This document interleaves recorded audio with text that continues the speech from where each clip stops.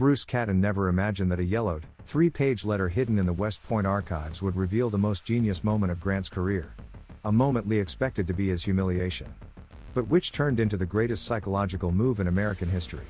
April 9, 1865. 1:30 in the afternoon. Wilmer McLean's house. 2 men. 1 table. And 1 hour that didn't just save the Union. It saved the nation's soul. What Catton discovered wasn't just a surrender agreement. It was definitive proof that Grant possessed something no victorious general in history had demonstrated: the ability to turn enemies into citizens in 60 minutes. And it all happened in exactly 1 hour that defined how 4 million former slaves would live, how 9 million Southerners would return home, and how the United States would become united again. Bruce Catton was never just a writer of military history. He was an archaeologist of moments that changed everything. For 40 years, he had chased a question no one could answer. Why didn't the Civil War turn into a bloody 20-year guerrilla war? Why did Confederate soldiers return home in peace? All the books said, Lee surrendered. War over. As if it were automatic. Catton knew war doesn't end like that. War ends when winners decide what to do with the defeated. It was in 1952, while writing A Stillness at Appomattox, that Catton discovered something that changed everything. A letter from Colonel Horace Porter, Grant's aide-de-camp. Date, April 15, 1865, 6 days after Appomattox. 9 handwritten pages. Minute-by-minute description of the meeting. Catton read that letter and understood, Grant hadn't just won the war. He had engineered the peace. In 1 hour. And no one, not Lincoln, not the generals, not Lee, realized what Grant was doing until it was too late to reverse. Catton had spent 2 years doing what no historian had done, reading all the letters from the officers present at Appomattox. Not just Grant's. All of them. Colonel Porter's letter was 9 pages long. Small handwriting. Faded ink. He started reading at 7 a.m. on a Saturday. When he looked up, it was noon on Sunday. 17 hours of reading. Non-stop. Because he was seeing something no history book mentioned. Porter wrote, General Grant arrived at the McLean house at 1:30 p.m. wearing a campaign uniform soiled with mud. Lee was in a new uniform, ceremonial sword, polished boots. Grant offered no apology for his appearance. He greeted Lee as if they were 2 farmers discussing a pasture fence. And here is the detail that made Catton stop breathing. For 15 minutes, Grant talked about the weather. About when they served together in Mexico 18 years prior. Lee tried to steer the conversation to surrender. Grant deflected. As if he had all the time in the world. Catton realized the genius. Grant was disarming Lee psychologically. Lee came prepared for humiliation. Grant offered. Small talk. 15 minutes of small talk. In a room where the fate of 620,000 dead would be decided. Catton wrote in A Stillness at Appomattox, Grant was using the most powerful weapon he possessed, time. To understand what Catton discovered, we need to go back to April 2, 1865. Richmond Falls. Lee flees with 28,000 starving men. Grant pursues. 7 days of relentless pursuit. Lee tries to escape. Grant blocks. Lee tries again. Grant blocks again. April 8th. Lee is surrounded. No food. No ammunition. No way out. At 8 p.m. on April 8th, as Catton documents, Lee writes a letter to Grant. General, I believe it is time to discuss the surrender. Grant receives the letter at 11:30 p.m. He had been suffering from a migraine for 3 days. He hadn't slept. He hadn't eaten. The pain was so intense he could barely open his eyes. Colonel Porter wrote, General Grant read Lee's letter and smiled for the first time in a week. Said, the migraine is gone. The war is over. But here is what Lee did not know. And what Catton discovered in the letters from Washington. Lincoln's government was preparing military tribunals. Lists of Confederate generals to be hanged for treason. Lee was at the top of the list. Edwin Stanton, Secretary of War, had sent telegrams to Grant, capture Lee. Bring him to Washington in chains. He will be tried and executed. Grant read those telegrams. And decided something that could cost him his own career. He would ignore direct orders from the government. Because Grant understood something Washington politicians did not. You can win a war with cannons. But you win a peace with dignity. April 9th, 1:30 p.m. Grant enters the room. Lee is seated. Stiff. Prepared for the worst. Grant does not demand Lee's sword. Does not demand kneeling. Does nothing that victors had done for 5,000 years of military history. Instead, as Porter describes, Grant pulls up a chair. Sits down. And says, General Lee, I remember you in Mexico. You wore a bright blue uniform. I was just a lieutenant. Lee is confused. Replies politely. Grant continues, that was so long ago. Seems like another life, doesn't it? Catton realized the genius of it. Grant was saying without saying, you and I are soldiers. Not personal enemies. This is just our job.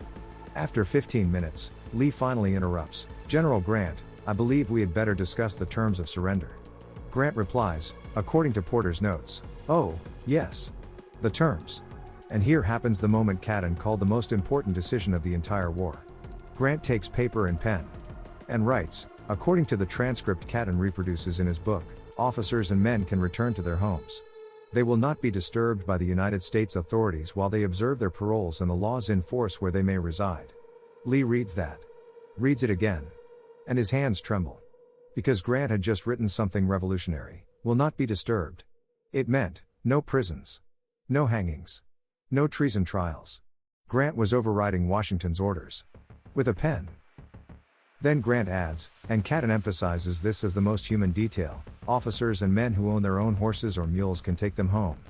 They will need them for the spring planting. For the planting. Grant wasn't thinking about the war. He was thinking about what would happen after. How 28,000 starving men would return to destroyed farms. How they would plant. How they would eat. Porter wrote, General Lee read the paragraph about the horses and his eyes became moist.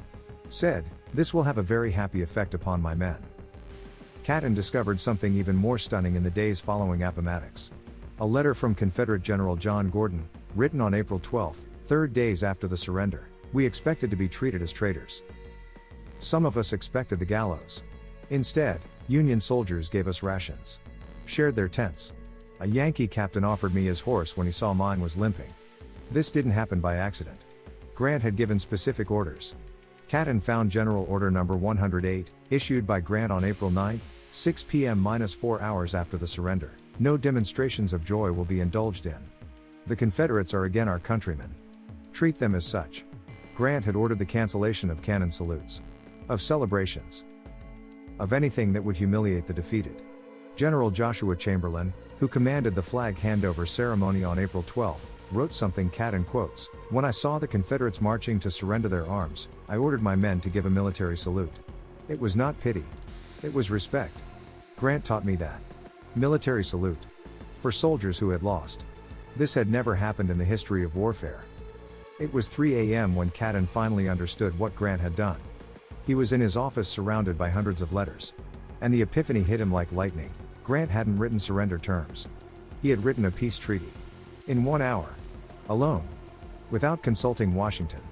Catton realized that every general in history operated on one logic. I won the war, now I impose my will. Grant operated on another. I won the war, now I need to make everyone live together again. Catton discovered something extraordinary by analyzing Confederate speeches after 1865. By 1870, just 5 years later, former Confederate generals were giving public speeches praising Grant. James Longstreet, Lee's general, wrote in 1875, Grant treated me with more dignity in defeat than my own government treated me in victory. This is psychological genius. Grant turned enemies into allies by offering the only thing worth more than victory, respect. Catton understood, without that 1 hour of generosity, the South would have turned into guerrilla warfare. Terrorism. Armed resistance for decades.